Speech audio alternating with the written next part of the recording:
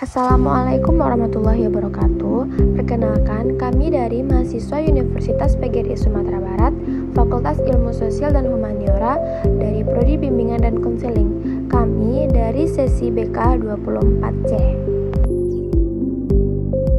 Video ini dibuat untuk memenuhi salah satu tugas dalam mata kuliah Psikologi Kepribadian dengan dosen pengampu Ibu Rila Ramawati Mulyani, MPSI Psikolog. Kami yang beranggotakan 3 orang yang masing-masingnya bekerjasama untuk memenuhi tugas dengan materi yang berjudul Teori Kepribadian Psikososial menurut Erikson. Sebelum memasuki pembahasan yang lebih lanjut, izinkan kami memperkenalkan diri terlebih dahulu. Yang pertama ada saya, Serli Listia, dengan NPM 2402060067. Dan selanjutnya ada rekan saya yaitu Nesa Nazwa dengan NPM 2402060074. Dan yang terakhir ada rekan saya Detanda Putri Jelita dengan NPM 2402060072. Baik, langsung saja kita masuk kepada pembahasan materi, di mana kali ini kita akan membahas yang pertama tentang definisi psikososial, yang kedua itu ego kreatif, yang ketiga kita akan membahas teori perkembangan sosial.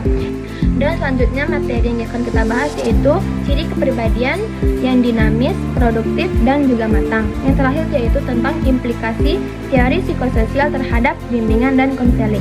Nah, kita langsung masuk kepada pembahasan yang pertama, yaitu tentang pengertian psikososial. Psikososial merujuk pada interaksi antara faktor-faktor psikologis seperti mental dan juga lingkungan sosial yang mempengaruhi perkembangan individu.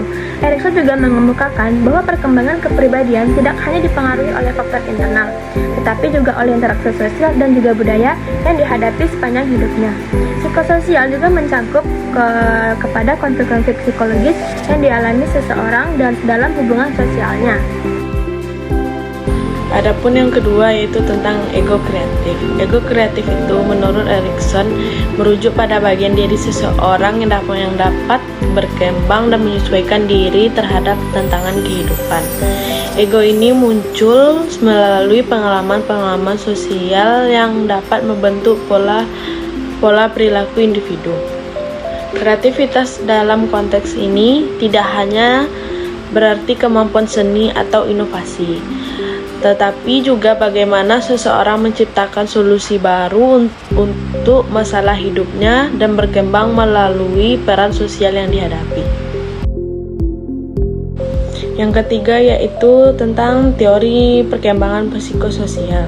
Erikson mengemukakan teori perkembangan psikososial yang terdiri dari 8 tahap, yaitu di mana setiap tahap berisi konflik atau tantangan psikologis yang harus dihadapi individu. Konflik ini harus diselesaikan dengan cara yang sehat agar kepribadian berkembang dengan baik. Yaitu berikut adalah 8 tahap perkembangan Erikson. Yang pertama yaitu tahap 1, kepercayaan versi ketidakkepercayaan, yaitu pada umur 0 sampai 1 tahun. Membangun dasar kepercayaan terhadap orang lain. Tahap 2 yaitu otonomi versi rasa malu dan keraguan, yaitu pada umur 1 sampai 3 tahun. Mengembangkan rasa percaya diri dan kemandirian. Tahap 3 yaitu tentang inisiatif versi rasa bersalah, yaitu pada umur 3 sampai 6 tahun. Mengembangkan rasa inisiatif dalam bertindak. Tahap 4 yaitu tentang industri versi inferioritas, yaitu pada usia 6 sampai 12 tahun. Mengembangkan kemampuan dan keterampilan. Tahap 5 yaitu identitas versi kebingungan peran, yaitu pada usia 12 sampai 18 tahun. Yaitu mencari jati diri dan identitas pribadi. Yang tahap ke-6 yaitu intimasi versi isolasi, yaitu pada usia 18 sampai 40 tahun. Membentuk hubungan intim yang sehat.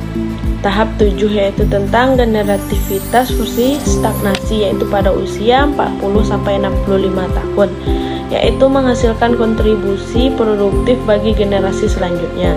Itu tahap ke-8 ataupun tahap yang terakhir yaitu integritas versi keputusasaan, 65 tahun ke atas. Mencapai rasa damai dengan hidup yang telah dijalani. Yang selanjutnya yaitu ciri-ciri kepribadian yang dinamis, produktif, dan matang. Kepribadian yang dinamis, produktif, dan matang adalah hasil dari penyelesaian konflik psikososial pada setiap tahap perkembangan. Ciri-cirinya yang pertama adalah dinamis, kepribadian yang terus berkembang dan berubah seiring waktu maupun beradaptasi dengan perubahan. Yang kedua yaitu produktif, memiliki tujuan hidup yang jelas dan berkontribusi pada masyarakat seperti dalam tahap generatif atau produktivitas pada usia dewasa. Yang ketiga adalah matang yang mampu memahami dan menerima kehidupan serta dirinya sendiri baik dari masa lalu maupun masa depan seperti terjadi pada tahap integrasi di akhir kehidupan. Materi selanjutnya yaitu implikasi teori psikologi sosial terhadap bimbingan dan konseling. Teori psikologi Erikson memiliki implikasi penting dalam bidang bimbingan konseling, yaitu pemahaman tentang tahap perkembangan. Konselor dapat menggunakan pemahaman mengenai tahap perkembangan psikososial untuk membantu individu mengatasi tantangan yang dihadapi pada setiap tahap kehidupannya. Mendukung identitas diri, konselor dapat membantu individu terutama remaja dalam mengatasi krisis identitas dan menemukan arah hidup yang jelas. Mengatasi konflik psikososial dalam konseling, teridentifikasinya konflik-konflik psikososial memungkinkan konselor untuk memberikan pendekatan yang tepat dalam membantu individu mengatasi penghambatan psikologis dan sosial, meningkatkan kemandirian dan hubungan sosial.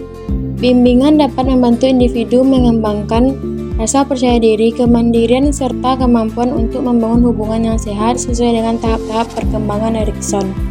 Dengan memahami teori ini, konselor dan pembimbing dapat memberikan dukungan yang lebih baik dalam membantu individu melalui proses perkembangan mereka.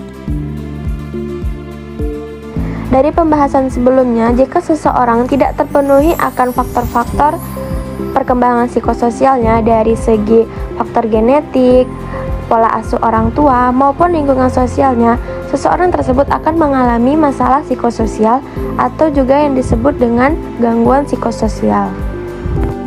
Gangguan psikososial adalah setiap perubahan dalam kehidupan individu, baik yang bersifat psikologis ataupun sosial yang mempunyai pengaruh timbal balik dan dianggap berpotensi cukup besar.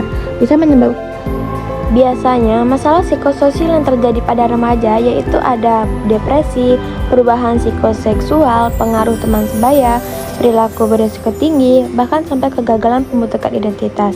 Dan ada juga sampai gangguan perkembangan moral dan depresi, bahkan sampai mengalami gangguan kesehatan mental. Untuk contohnya bisa kita lihat pada video berikut ini. Indonesia termasuk darurat kesehatan mental untuk anak, remaja, dan usia dewasa muda. 17,9 juta remaja Indonesia yang mengalami masalah mental yang dipengaruhi oleh berbagai faktor. Para orang tua diminta lebih peduli dengan kesehatan mental buah hati mereka. Berdasarkan studi International Journal of Mental Health and Addiction, pengguna media sosial yang berlebih dapat menyebabkan gangguan mental. Fitur like dan komentar di media sosial juga kerap menjadi hal yang dapat mempengaruhi perasaan pengguna. Sang mahasiswi nekat mengakhiri hidupnya dengan melompat dari lantai 4 Mall Paragon Semarang. Mahasiswi tewas di kamar indekos. Seorang mahasiswi di Semarang, Jawa Tengah ditemukan meninggal di kamar kosannya.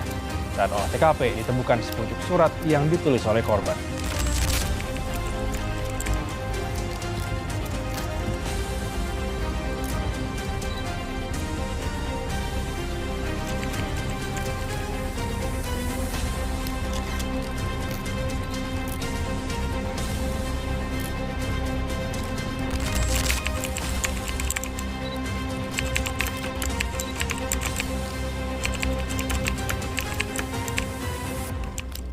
Baiklah, sekian video dari kelompok kami. Langsung kami akhiri.